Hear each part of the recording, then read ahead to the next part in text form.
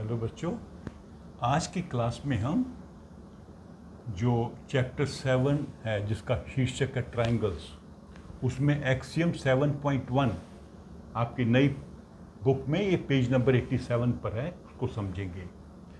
तो पिछले वीडियो में मैंने आपको समझाया था about congruence of shapes and congruence of triangles. Congruence का मतलब क्या होता है कि जब दो आकृतियों का साइज और शेप एक जैसा हो तो वो कॉन्ग्रुएंट होती हैं, वो एक दूसरे पे ओवरलैप कर जाती हैं। जैसे ये मैंने आपको दिखाए थे दो कट आउट, ये दो आकृतियां हैं बिल्कुल एक दूसरे पर ओवरलैप कर रही हैं, लेकिन एक पर्टिकुलर तरीके से जब हम इनको ओवरलैप करेंगे, मान लीजिए हम ऐसे ओवरलैप करते तो अब ओवरलैप नहीं करेंगी। या ये दो ट्राइंगल्स हैं, ये ऐसे ओवरलैप कर रही हैं एक दूसरे के ऊपर। अगर मैं इसको ऐसे ओवरलैप करने का ट्राई करूं तो यह नहीं होगा। क्यों? क्योंकि इनकी कॉरस्पॉन्डिंग साइड्स देखनी होती है, कौन सी साइड दूसरी ट्राइंगल की किस साइड के बराबर है। ठीक है, जिसे कहते हैं corresponding parts of the corresponding sides, corresponding parts of the corresponding triangles. तो ये ऐसे भी नहीं करेगी ओवरलैप, एक पर्टिकुलर तरीके में करेगी जब हम इक्वल साइड्स को एक दूसरे के ऊपर प्लेस करेंगे। तो ये कॉन्ग्रुएंट ट्राइंगल्स हैं, और ये हमने पिछले वीडियो में सीखा था। क्राइटेरियन था SSS। SSS का मतलब क्या है? एक ट्राइंगल की ये साइड इसके बराबर है, ये साइड इसके बराबर है, और ये साइड इसके बराबर है। तो हर साइड दूसरी ट्राइंगल की कॉरस्पॉन्डिंग साइड के बराबर है। तो इस क्राइटेरियन से हमने देखा था कि ये दो ट्राइंगल्स कॉन्ग्रुएंट हैं। तो आज हम समझेंगे एक्सियम 7.1, थोड़ा इससे भिन्न है। इसमें क्या कहते हैं? Two triangles are congruent if two sides and the included angle of one triangle are equal to two sides and included angle of the other triangle। मान लीजिए ये ट्राइंगल है एक,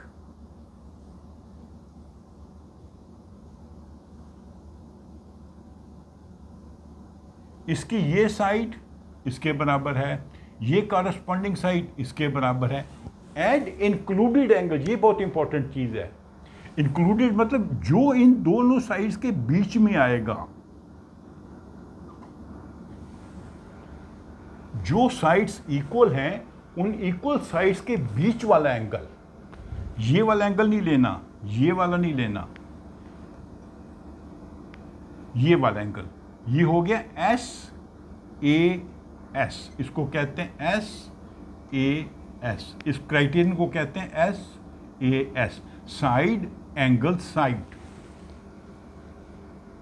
ये बहुत इंपॉर्टेंट चीज है समझना कि कौन सा एंगल है। वो एंगल जो दोनों साइड इक्वल साइड्स के बीच में आता है। तो अगर दो ट्राइंगल्स हमारे पास हैं, इसकी ये साइड इसके बराबर है, ये साइड इसके बराबर है, और बीच का एंगल भी बराबर हैं, तो ये कॉन्ग्रुएंट ट्राइंगल्स होंगी। मतलब इनकी शेप और एरिया या शेप और साइज एक समान होगा। ठीक है, अब इस थ्योरम को हम पिछली थ्योरम से प्रूव नहीं कर सकते, किसी एक्सियम से प्रूव नहीं कर सकते, किसी पोस्टुलेट से प्रूव नहीं कर सकते, इसलिए इसको हम प्रूवन मानते हैं, इसको हम सही मानते हैं, इसको प्रूव नहीं करना। तो जैसे हमने SSS को मान लिया था प्रूवन, ऐसे इसको भी प्रूवन मान लिया। ठीक है, इसके आधार के ऊपर हम जो है अन्य क्वेश्चंस को सॉल्व करेंगे। अब इसमें एक और चीज आ जाती है जो समझ लेनी चाहिए कि अगर ये इंक्लूडेड एंगल है, तो अगर इंक्लूडेड एंगल नहीं है तो फिर क्या होगा?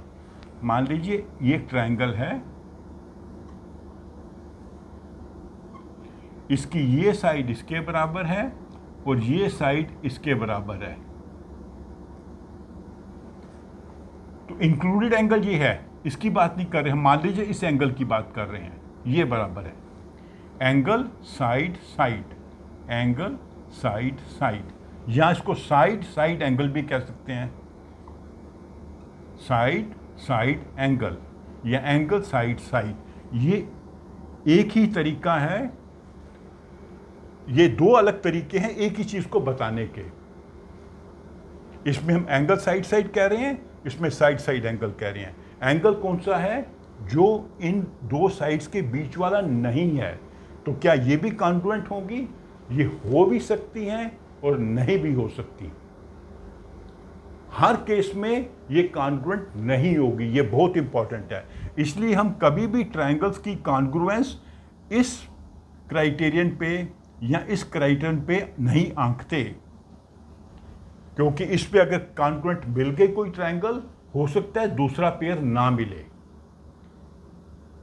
हमारा एक्सियम वो होना चाहिए जो हर पेयर ऑफ ट्रायंगल्स के लिए ट्रू हो। अच्छा, ये क्यों नहीं होता मैं आपको समझाता हूं।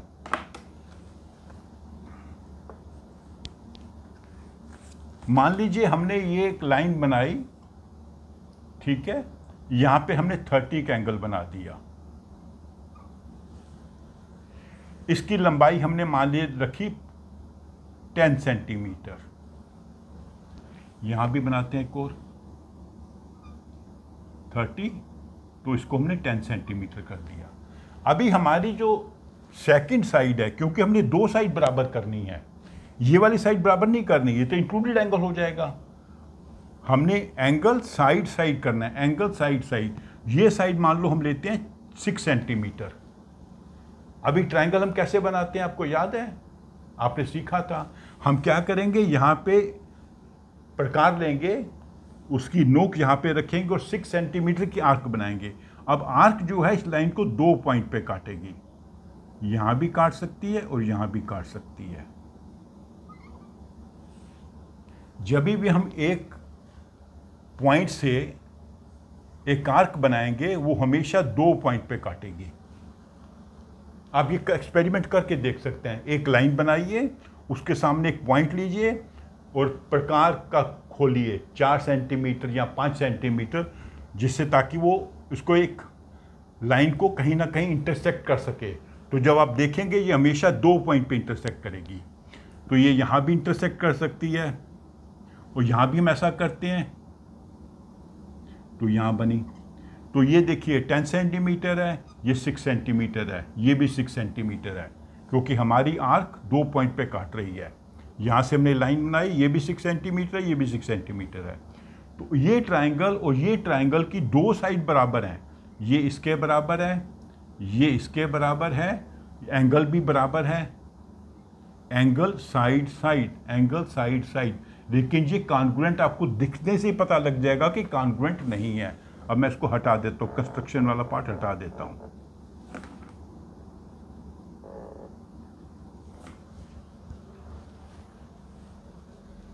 टेन 6 और 30 का एंगल, 10 6 और 30 का एंगल, ये क्राइटेरियन कौन मतलब बनता है? ASS, या इसको SSA भी लिख सकते हैं, side side angle, side side angle. तो ये दिखने से ही पता लग रहा है कि दो साइड बराबर हैं और एक एंगल भी बराबर है। जो एंगल इन साइड्स के बीच में नहीं है, तो ट्रायंगल्स कॉन्ग्रुएंट नहीं है। तो कुछ सिचुएशंस में ये ट्रायंगल्स कॉन्ग्रुएंट होंगी और कुछ में नहीं होंगी। क्योंकि हर सिचुएशन में कॉन्ग्रुएंट नहीं है, तो हम इस क्राइटेरियन को एक्सेप्ट नहीं करते। हम एक्सेप्ट करते हैं कौन सा criterion? SAS, side angle side. Equal sides के बीच में जो एंगल है वो भी बराबर होना चाहिए। तो ये बड़ा इंपॉर्टेंट एक्सियम है, जिसमें हम ट्रायंगल्स की, पहला हमने किया था SSS, अब हमने सीखा SAS। ठीक है। और इसी का एक और एक्सियम है,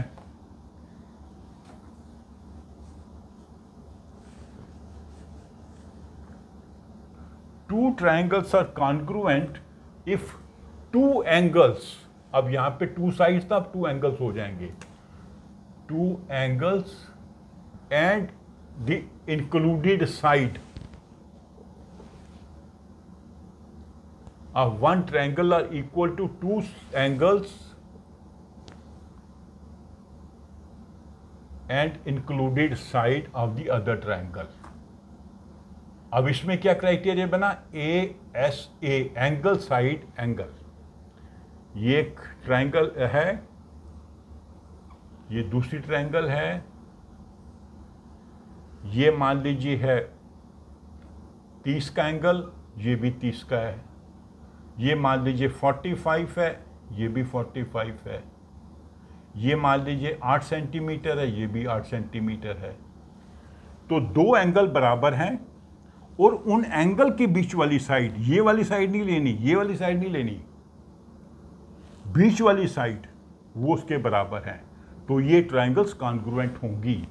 तो हमारा ये तीसरा क्राइटेरिया, पहला क्राइटेरियन था SSS, तीनों साइडें बराबर होनी चाहिए, कॉरस्पॉन्डिंग साइड्स। जैसे मैंने आपको बताया ना, ये कॉन्ग्रुएंट है, लेकिन हमने कॉरस्पॉन्डिंग साइड्स को इक्वल नहीं किया, ओवरलैप नहीं किया। अगर कॉरस्पॉन्डिंग साइड्स को ओवरलैप करेंगे तब इक्वल होंगे। तो दूसरा क्राइटेरियन बना था साइड एंगल साइड, दो साइड्स बराबर हैं और उनके बीच का एंगल बराबर है।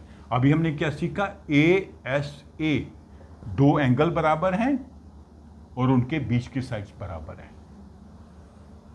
तो ये कॉन्ग्रुएंट ट्रायंगल्स होंगी। ये सब एक्सियम्स है, इनको हम ट्रू मानते हैं। ठीक है, तो इसके बाद में कौन सा है, एक बार देख लेते हैं। कुछ पॉइंट है इसमें कवर करने वाला। 7.1,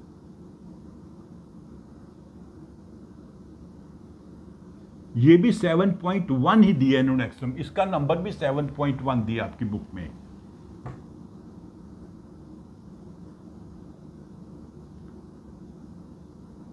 और इनको प्रूव भी कर सकते हैं।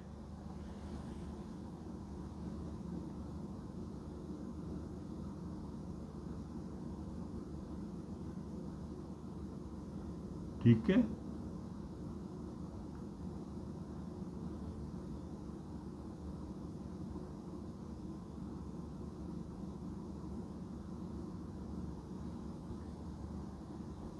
अगर आप देखेंगे अपनी बुक में इन्होंने इसको प्रूफ भी किया हुआ है।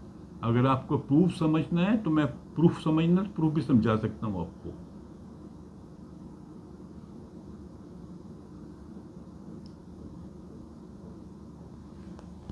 तो ये तीन क्राइटेरियन है, इसको अच्छे से समझ लीजिए, क्योंकि इन्हीं के आधार पर हम सभी क्वेश्चन जो हैं एक्सरसाइज के वो करेंगे। अगर आपको किसी पॉइंट पे डाउट लगता है या आपको इनका प्रूफ भी समझना है तो आप मेरे कमेंट बॉक्स में लिख के मेरे को बताइए, तो मैं आपको प्रूफ भी समझा दूंगा। अदरवाइज आप पढ़ेंगे तो आपको इजीली समझ आ जाएगा। क्राइटेरियन समझना ज़रूरी है, ठीक है। और सबसे इंपॉर्टेंट चीज़ जो है, कॉरस्पॉन्डिंग पार्ट्स का ध्यान रखना, किस पार्ट को हम किससे कंपेयर कर रहे हैं, जो मैंने आपको यहाँ पे ये कटआउट बना के बताए थे। इसमें कॉरस्पॉन्डिंग साइड्स हैं, एंगल्स भी बन जाएंगे, एंगल्स का भी हम इसमें मेंशन कर सकते हैं। तो हम किस चीज़ को कैसे कंपेयर कर रहे हैं, कैसे उनको ओवरलैप कर रहे हैं, वो ध्यान रखना पड़ेगा। ऐसे ओवरलैप करेंगे तो ये कॉरस्पॉन्डिंग नहीं लगते, इन्हें कॉन्ग्रुएंट नहीं लगते। यहां भी ये कॉन्ग्रुएंट नहीं लग रही ट्रायंगल्स, क्योंकि हमने कॉरस्पॉन्डिंग साइड्स को मैच नहीं किया है। ओके, तो आप मेरी इस वीडियो को लाइक करना, अपने फ्रेंड्स के साथ शेयर भी करना। Thank you.